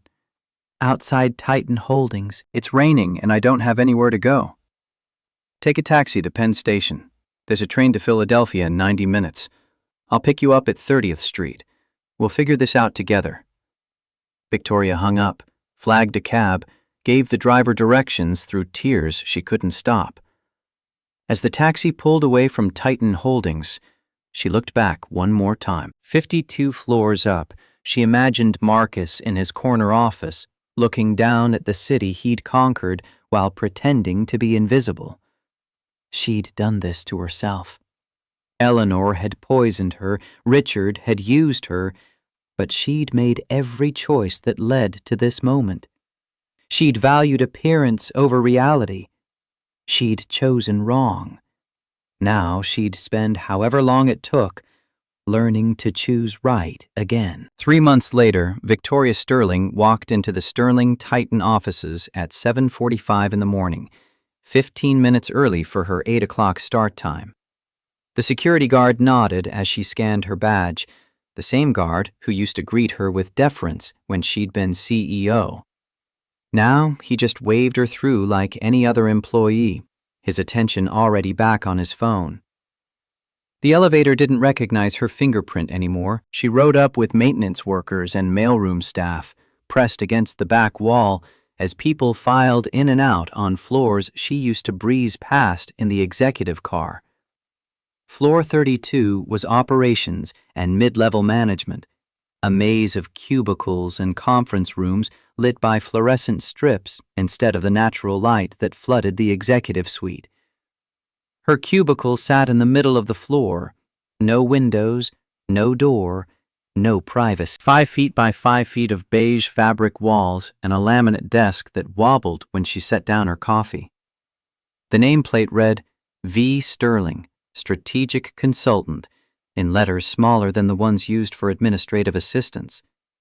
She'd spent her first day trying to figure out how to fit her laptop, notebook, and coffee cup on a surface designed for efficiency rather than comfort. Patricia Morales' office sat 30 feet away, glass-walled and bright, the corner space that used to be Victoria's.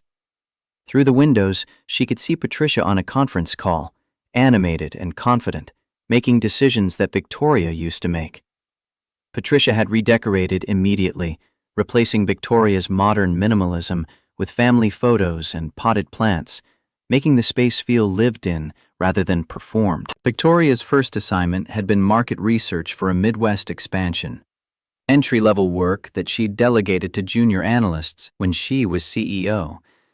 Now she was the junior analyst, compiling spreadsheets and summarizing trends, her insights reviewed by people who used to report to her. The break room was worse.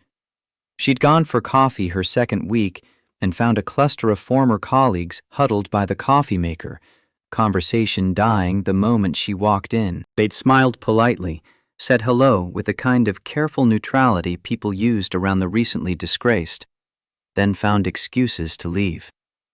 She'd stood alone by the coffee maker, adding cream with hands that shook slightly, pretending not to notice the whispers that started the moment she left. By the end of the first month, she'd stopped going to the break room. She brought coffee from home in a travel mug, ate lunch at her desk, kept her head down, and her interactions minimal. The invisibility she'd once pitied in others had become her refuge. Patricia summoned her to the glass office on a Tuesday morning in late January.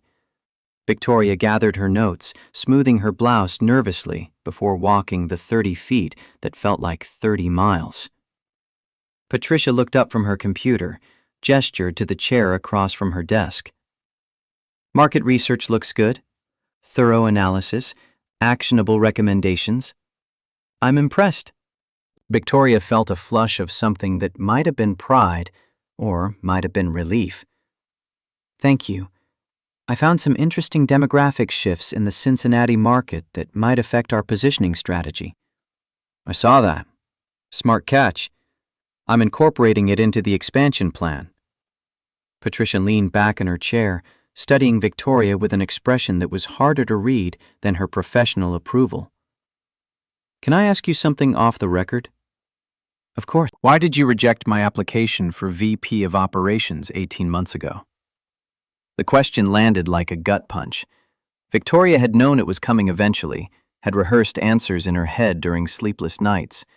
But sitting across from Patricia in the office that used to be hers, all the rehearsed words evaporated. Because Eleanor told me you didn't have the right educational background, that community college degrees don't translate to executive presence, that our board and investors would question the hire. The honesty tasted like ash. I should have looked at your actual performance, your track record, the way people in your department trusted and respected you. Instead, I looked at your resume and made assumptions. Patricia nodded slowly. Eleanor Crawford built an empire on assumptions like that. Pedigree over performance. Connections over competence. She convinced a lot of smart people to make stupid decisions. She convinced me I was better than people who worked with their hands. Better than people who came from where I came from. Victoria met Patricia's eyes, not flinching from the judgment she saw there. I'm sorry. For what it's worth, you're a better CEO than I ever was. The numbers prove it. Profits up 11% since you took over. 12% as of last quarter, but I appreciate the apology. Patricia pulled up something on her computer, turned the screen so Victoria could see. I'm restructuring the strategic consulting team, creating a new role. Director of Market Analysis. Reports directly to me, coordinates with all department heads on expansion planning and competitive positioning. 120,000 base, plus performance bonuses. I want you to apply. Victoria stared at the job description, reading it twice to make sure she understood. You want me to apply for a promotion? After what I did? I want you to apply because you're good at the work. The market research you've been doing is the best analysis we've had in 2 years. You understand the business, you understand the sector, and you've learned what it feels like to be on the bottom, looking up. Patricia's expression softened slightly. You made mistakes. You're paying for them. But that doesn't mean you should pay forever.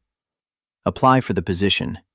If you're the best candidate, the job is yours. Victoria walked back to her cubicle in a daze, the job description printed out and clutched in her hand. A promotion. Not back to CEO, not close to where she'd been, but up from the bottom. A chance to climb based on actual merit instead of Eleanor's manipulation or Marcus's punishment. She sat at her wobbling desk and started drafting her application, pouring 3 months of hard-won humility into every sentence. Her apartment in Brooklyn was a studio on the 4th floor of a walk-up, 600 square feet that smelled like the Indian restaurant downstairs. The rent was $800 a month, twice what she could really afford on her consultant salary, but it was the cheapest place she'd found that didn't require 3 roommates. The furniture was second-hand, purchased from a graduate student on Craigslist who was moving to California. A futon that doubled as bed and couch, a folding table that served as desk and dining surface. A bookshelf Marcus had built for her 7 years ago, solid oak with dovetailed joints, her name carved on the back in his careful handwriting. She'd kept the bookshelf through every move, every upgrade, every attempt to erase her working-class past with expensive furniture from designer showrooms. When she'd packed up her things from the apartment she'd shared with Marcus, the bookshelf was the only piece she couldn't bear to leave behind. Everything else could be replaced. But this? His hands had shaped this wood, his tools had cut these joints, his care had made something beautiful and lasting. Victoria ran her fingers over the carved letters now, tracing V-I-C-T-O-R-I-A, in script that had taken him hours. Below her name, smaller, almost hidden, Marcus loves you. She'd discovered the inscription 3 months after he'd given her the bookshelf, moving it to reach a dropped earring. She'd cried then, overwhelmed by the sweetness of his secret message. She cried now for different reasons. Her phone rang. Her mother's name appeared on the screen, the 3rd call this week. Victoria had spent 2 weeks in Philadelphia after the divorce, sleeping in her childhood bedroom, eating her mother's cooking, slowly remembering what it felt like to be loved without conditions. Her mother had asked one question, "Do you still love him?" Victoria had said yes. Her mother had nodded and said, "Then figure out how to be someone worthy of getting him back." "Hi, Mom." "How's my girl? You sound tired." "Long day, but good. Patricia might promote me to Director of Market Analysis." Her mother's pleasure carried through the phone. "That's wonderful, honey. See? Hard work pays off. Your father would be so proud." Her father, the factory worker who'd lost everything when the plant closed, who'd spent his last years delivering pizzas to make rent, who died believing he'd failed his family. Victoria had spent so much energy trying not to become him that she'd forgotten to honor what he'd actually been: honest, hard-working, decent. Everything she'd lost chasing Eleanor's version of success. "Mom, can I ask you something? When Dad lost his job, when we were struggling, were you ashamed of him?" The silence on the other end stretched long enough that Victoria thought the call had dropped. Then her mother's voice came back, thoughtful and sad. "Never. Not once. I was scared, yes. I was angry at the company that closed the plant. I was frustrated with the economy and the system and every politician who'd promised things would get better. But ashamed of your father? Baby, he worked harder delivering pizzas than most CEOs work in their corner offices. He had more dignity in his work boots than most men have in Italian leather.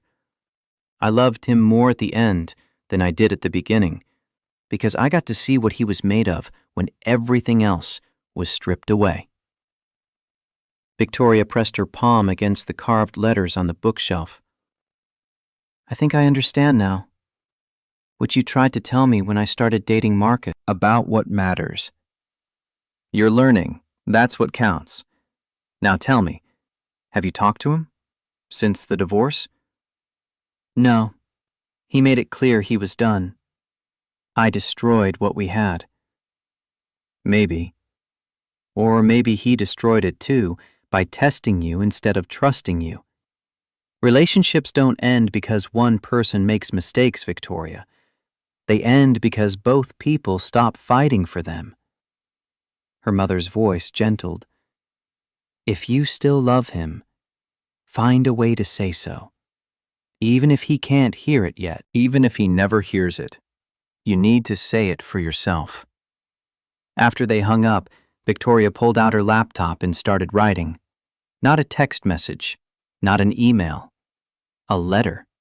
The kind people used to write when words mattered too much to trust a digital transmission. She wrote for 3 hours, deleting and rewriting, trying to capture everything she'd learned in the wreckage of her marriage and career. When she finished, the letter was 2 pages long and stained with tears that smudged the ink in places. She folded it carefully, slid it into an envelope, wrote Marcus's name on the front in her best handwriting. Then she addressed it to Titan Holdings, attention Daniel Shaw, with a note asking him to deliver it personally. She mailed it the next morning, dropping it in the blue postal box on the corner before she could change her mind. Whether Marcus would read it, whether he'd respond, whether it would change anything. Those were questions beyond her control. All she could do was tell the truth. The rest was up to him. Marcus stood at the floor-to-ceiling windows of his Tribeca penthouse, watching snow fall over Manhattan. February had arrived cold and clean, blanketing the city in white that would turn to gray slush by afternoon. He held a tumbler of scotch he wasn't drinking, had been holding it for 20 minutes while his mind circled the same thoughts it had circled every night for 3 months. He'd won. Titan Holdings stock was up 40%. The Sterling Titan acquisition was being called a masterclass in strategic positioning by every business journal from Wall Street to Silicon Valley. Forbes had done a cover story. The Blue-Collar Billionaire, How Marcus Blake Built an Empire While Mopping Floors. The article painted him as a genius, a visionary, a man who'd played the long game and won spectacularly. He'd donated $50 million to trade schools and community colleges across the Midwest, funding programs that taught welding and electrical work and plumbing. The same skills his father had taught him, the same honest labor that Eleanor and her kind looked down on. The press loved it. Marcus Blake, the billionaire who remembered his roots, who gave back to working-class communities. But the penthouse was silent. His achievements echoed in empty rooms. He'd spent 5 years hiding his success, pretending to be ordinary, living a double life. Now that the truth was public, now that everyone knew who Marcus Blake really was, he discovered that success without someone to share it with was just expensive loneliness. Daniel had warned him the night after Victoria's firing, after Marcus had returned to the penthouse, still shaking with adrenaline and anger and hollow victory. Daniel had looked at him with something close to pity. You won, boss. But I'm not sure what you won actually matters. Marcus hadn't understood then. He'd been too focused on the immediate satisfaction of watching Victoria's world crumble, of seeing Eleanor exposed, of proving that the janitor she'd dismissed was worth more than all of them combined. But 3 months of waking up alone, of eating meals at a table designed for 8, of having no one to call when good news came through or bad days piled up. 3 months had clarified Daniel's meaning. He'd won the battle and lost something more valuable in the process. The closet in his bedroom held Victoria's old waitress uniform, the polyester dress she'd worn when they met, stained with coffee and smelling faintly of grease despite years in storage. Marcus had kept it as a reminder of who they'd both been before ambition and fear and Eleanor's poison had twisted everything. He pulled it out now, holding the cheap fabric in his hands, remembering. The coffee shop had been called Morningside Brew, a hole-in-the-wall place near Columbia University where students and struggling artists went for caffeine they could afford. Marcus had been there, meeting with an investor about his 3rd property flip, dressed in jeans and a flannel shirt because suits made him uncomfortable. Victoria had been rushing between tables, her order pad full and her smile forced because rent was due and her tips had been terrible all week.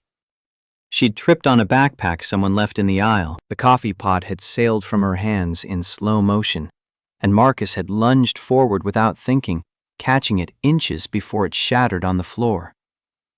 Their hands had touched on the handle, her fingers cold and trembling, his steady and sure. "Thank you." Her voice had shaken with relief and exhaustion.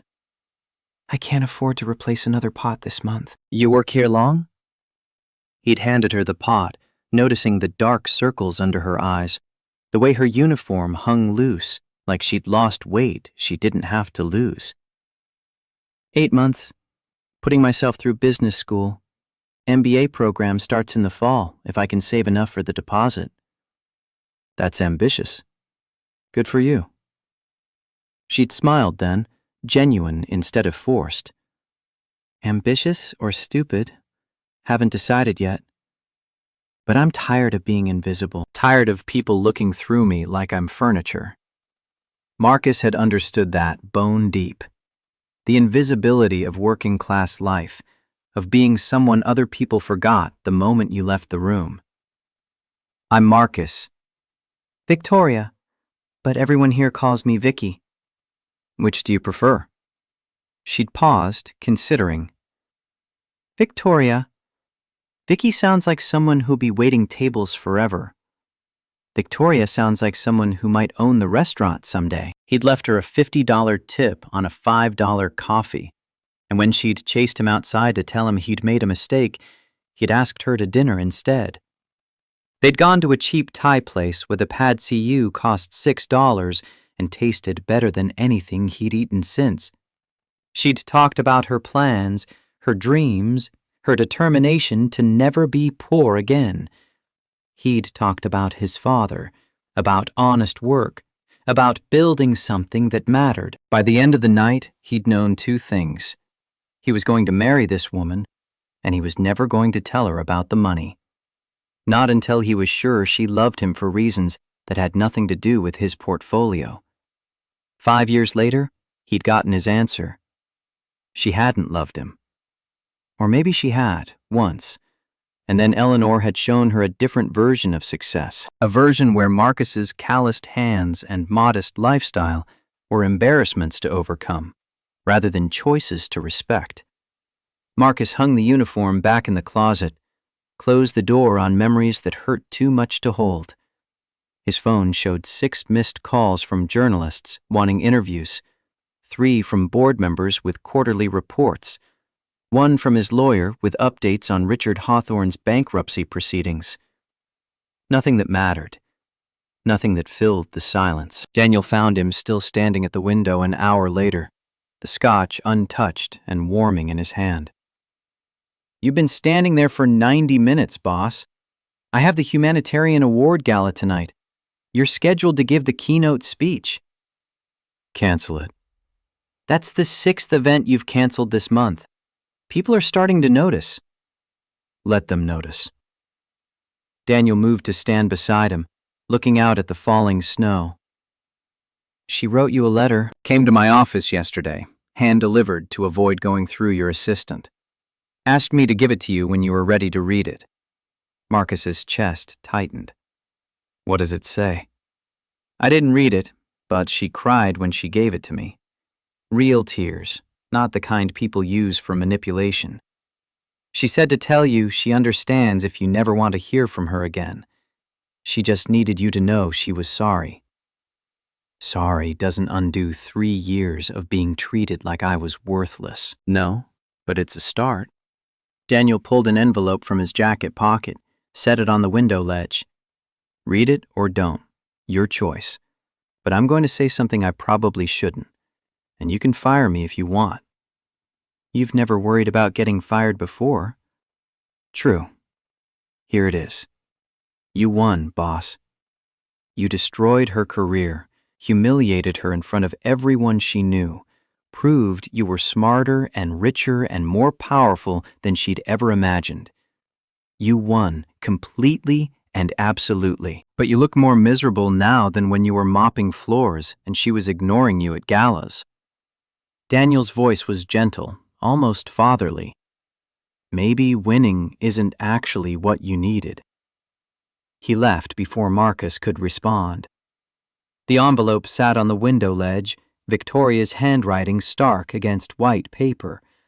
Marcus stared at it for a long time, watching snow fall and night descend on Manhattan, before he finally picked it up. The letter was 2 pages, handwritten, some words smudged where tears had fallen. Marcus read it standing at the window, then sat down on the floor and read it again. Then a third time, because the first 2 readings had shattered something in his chest that he'd been keeping carefully frozen. Dear Marcus, I don't expect you to read this. I don't expect forgiveness. But I need to say these things, even if only to an empty void. Because my mother was right. I need to say them for myself. You were right about everything.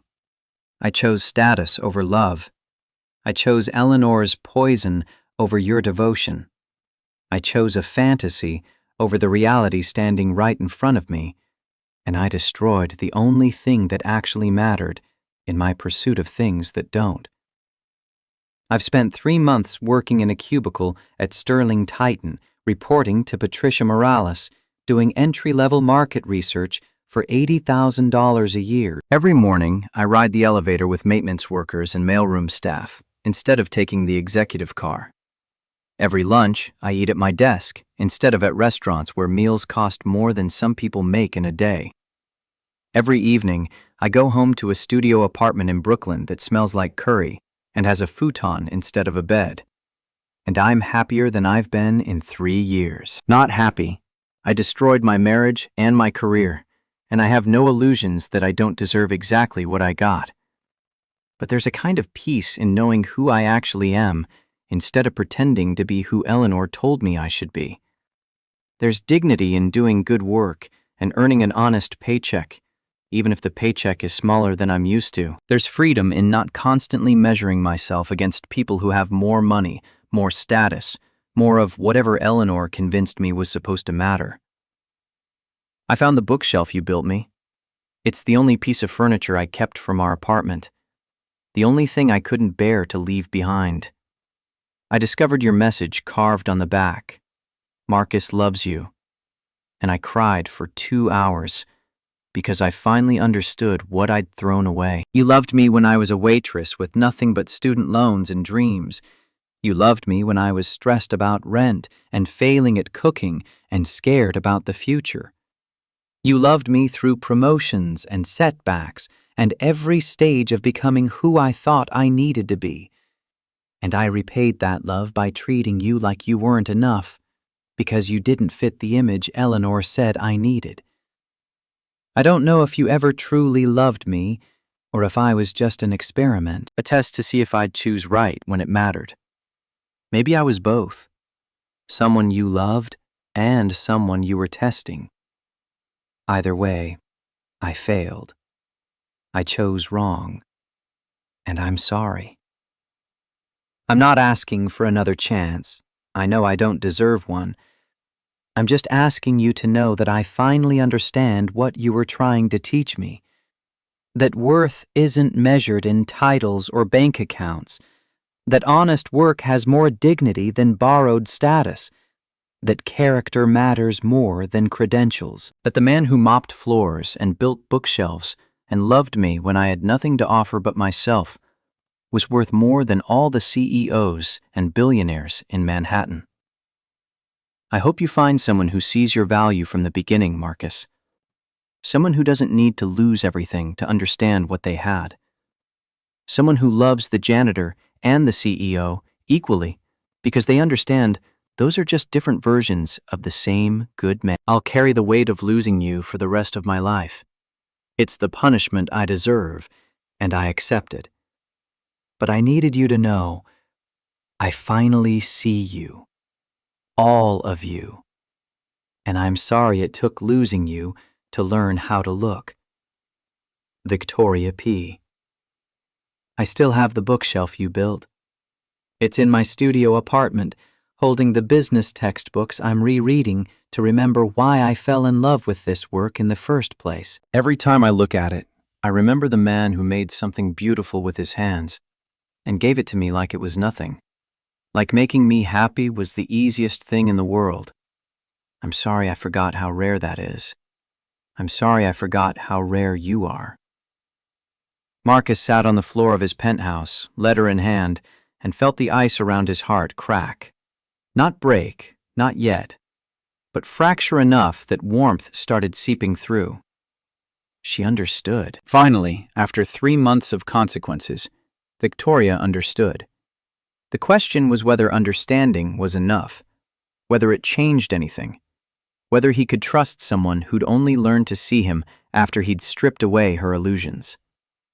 He read the letter a 4th time, then carefully folded it and put it back in the envelope. Then he pulled out his phone and typed a message to Daniel. I need you to arrange something. Tomorrow. The coffee shop where Victoria and I met. Morningside Brew. 10 a.m. Tell her I'll be there if she wants to talk. The response came immediately.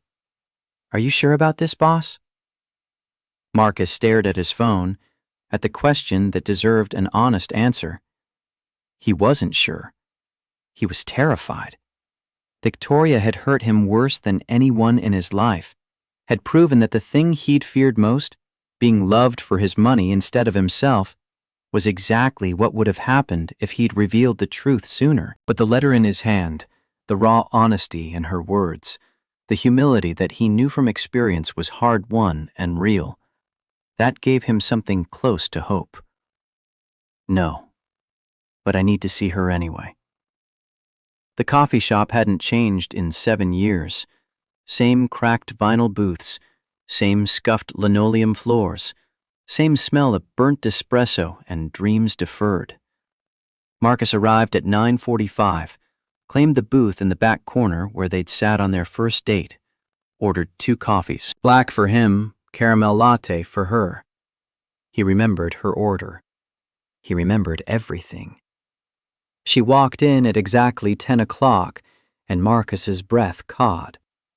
She looked different. Younger somehow, despite the 3 months of stress and consequence. She wore jeans and a simple sweater instead of the designer armor she'd hidden behind. Her hair was pulled back in a ponytail instead of styled into corporate perfection. No makeup except a touch of mascara. She looked like the girl he'd married instead of the CEO she'd become.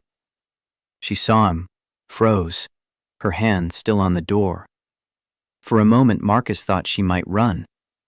Then she straightened her spine, crossed the coffee shop, slid into the booth across from him with the careful movements of someone approaching a wild animal. You came. I got your letter. Victoria's eyes were bright with tears she was trying not to shed. I meant every word. I know. Marcus pushed the caramel latte toward her. You look different. Better. I feel different. Like I'm finally myself again instead of whoever Eleanor was trying to create. She wrapped her hands around the cup, absorbing warmth. Thank you for agreeing to meet me. I know you don't owe me anything. I owe you honesty. I should have told you about the money, about Titan. I should have trusted you instead of testing you. I failed the test anyway. Because I designed it for you to fail. I told myself I was protecting my heart, making sure you loved me for the right reasons. But really, I was protecting my pride. My father's first wife left him when his business struggled. I spent my whole life terrified of being loved for what I could provide instead of who I actually was. Marcus cupped his hands around his own coffee, mirror image of her gesture. So I hid the truth and waited for you to prove my fears right. And you did, eventually. But I helped push you there. Victoria shook her head. Don't let me off that easy. Yes, you tested me. Yes, you should have been honest. But I made every choice that led to Monday in that boardroom. I chose Eleanor's advice over my own instincts. I chose Richard's flattery over your loyalty. I chose climbing over character. You didn't make me do any of that. No, but I watched you do it without trying to stop you, without fighting for us. I just documented your choices and built my revenge. They sat in silence, both holding coffee, both holding pieces of a marriage that had shattered in the Titan Holdings boardroom. The coffee shop buzzed around them, students cramming for exams, freelancers clicking on laptops, life continuing oblivious to the small tragedy unfolding in the corner booth. Finally, Victoria spoke. Can I ask you something? Did you ever really love me? Or was I always just an experiment? Marcus had known the question was coming, had rehearsed answers in his head, but sitting across from her now, seeing the girl he'd fallen for visible again beneath the rubble of who she'd tried to become, only truth felt possible. I loved you more than I've ever loved anyone. That's why it hurt so much when you started pulling away. That's why I tested instead of trusted. Because I was terrified of losing you, and I thought if I could prove you loved me without the money, I'd never have to be afraid again. And now? Now I'm not sure what I feel. I'm angry. I'm hurt. He stopped, searching for words adequate to the complicated tangle in his chest. I'm still in love with the memory of who you were. I don't know if I can love who you became, and I don't know yet who you're going to be now that Eleanor and the corner office are gone. Victoria nodded slowly, accepting the honesty even though it clearly hurt. That's fair. More than fair. For what it's worth, I don't know who I'm going to be either. I'm still figuring it out. Patricia offered me a promotion to Director of Market Analysis, $120,000 a year, direct reports, real responsibility. She said I'd earned it with 3 months of good work. That's great. You deserve it. Maybe. Or maybe I'm just less incompetent than I was when Eleanor was whispering in my ear. She smiled without humor. Either way, I'm going to take the job. Try to rebuild a career based on actual merit instead of manipulation. See if I can be someone worth respecting. You were always worth respecting, Victoria. You just forgot that somewhere along the way. The words hung between them, carrying weight they both felt. Marcus reached across the table, not quite touching her hand, but close enough that the gesture was clear. I forgave you. Somewhere between your letter and this moment, I forgave you. Hope flared in her eyes, bright and desperate. Does that mean... Is there any chance we could try again? Marcus pulled his hand back, the question cutting through the tentative warmth he'd been feeling. I don't know. Forgiveness doesn't mean trust. You hurt me, Victoria. You looked at me every day for months and decided I wasn't enough. That's not something I can just forget. I'm not asking you to forget. I'm asking for a chance to show you I've changed, that I learned, that I can be someone who sees your worth without needing to lose everything first. And what if you haven't changed? What if you're just grateful right now, in this moment, but 6 months from now, when you're Director of Market Analysis and your career is back on track, you start looking at me like I'm holding you back again? The accusation landed hard. Victoria's face crumpled, but she didn't look away. I can't promise that won't happen. I can't promise I won't make mistakes or have moments where old patterns resurface. But I can promise I'll fight them. I can promise I'll remember this conversation, this moment, how much losing you cost. I can promise to choose you every day instead of taking you for granted. Marcus wanted to believe her, the part of him that had loved her for 7 years, that had married her in a courthouse and built her furniture and pretended to be a janitor just to see if she'd love him anyway. That part wanted to reach across the table and say yes. Yes to second chances. Yes to forgiveness that came with trust attached. Yes to rebuilding what they'd broken together. But the part of him that had watched her transformation into someone he didn't recognize, that had been told to use the service elevator, that had been dismissed as dead weight holding back her trajectory, that part was still bleeding. I need time. The admission felt like failure and wisdom simultaneously.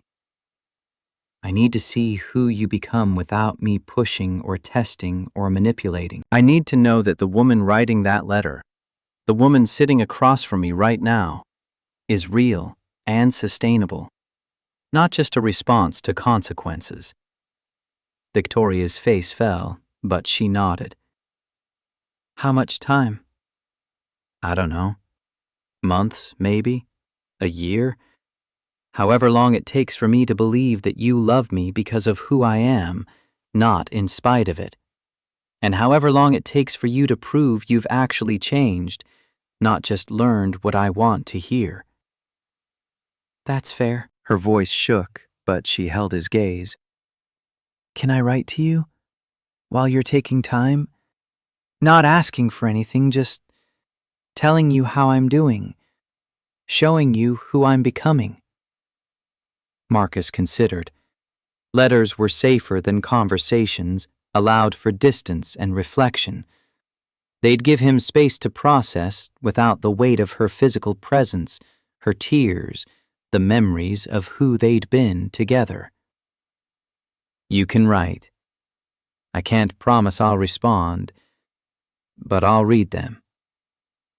That's enough. Victoria stood, gathering her coat, her movements slow like she was trying to memorize this moment. Thank you for meeting me, for reading my letter, for... Her voice broke. For not hating me. I never hated you, Victoria. I just stopped recognizing you. She nodded, turned to leave, then paused. Marcus, one more thing. The bookshelf you built me. The one with our names carved on the back. I look at it every day and remember the man who made it, who made me feel seen and valued and loved. I'm sorry I stopped seeing him back. I'm sorry I forgot how to look. She left before he could respond. Marcus sat alone in the booth, watching her walk away through the coffee shop window, her shoulders straight and her steps steady. She'd grown a spine in the past 3 months, learned to carry consequences instead of avoiding them. The Victoria who'd written that letter, who'd admitted her failures without making excuses, who'd accepted his need for time without begging or manipulating, that Victoria was closer to the woman he'd married than the CEO who'd demanded a divorce. But close wasn't the same as there, and Marcus had learned the hard way that potential and reality were very different things.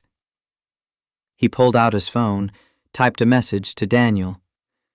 Meeting done. She understands. I'm not ready yet. Daniel's response came quickly. That's okay, boss. Ready is something you become, not something you are. Marcus left the coffee shop, stepping out into February cold that bit through his coat. Snow had started falling again, fat flakes that caught in his hair and melted on his skin. He walked instead of calling for the car, letting the cold clear his head, letting the city swallow him into anonymity. Somewhere in Brooklyn, Victoria was probably crying in her studio apartment, holding on to hope that might never materialize into reconciliation. Somewhere in his penthouse, a closet held a waitress uniform that smelled like coffee and memory. Somewhere between those 2 points, Marcus Blake existed in the space between forgiveness and trust, between love and caution, between the marriage that had died and the possibility of something new growing from its ashes. He didn't know if they'd make it, Didn't know if Victoria's transformation was permanent or just a phase born of consequences. Didn't know if he'd ever be able to look at her without seeing the woman who'd told him to use the service elevator. But he knew he'd given her the letter, the meeting, the tentative thread of connection. That was more than he'd thought he could offer 3 months ago. Maybe it would grow into something. Maybe it wouldn't. The only certainty was that both of them had changed in ways that made going back impossible. All they could do was move forward, separately for now, and see if their paths eventually curved back toward each other. Sometimes hope was the richest thing you could have, even when it came with no guarantees attached. Marcus walked home through falling snow, the city lights reflecting off white that would turn to gray by morning, and thought about second chances and whether people could really change or just learned to hide their true natures better. He didn't have answers, just questions and a letter that had cracked something frozen in his chest, and a meeting that had shown him glimmers of the woman he'd loved buried beneath the wreckage of who she'd tried to become. Time would tell the rest, and for now, time was all he could give her.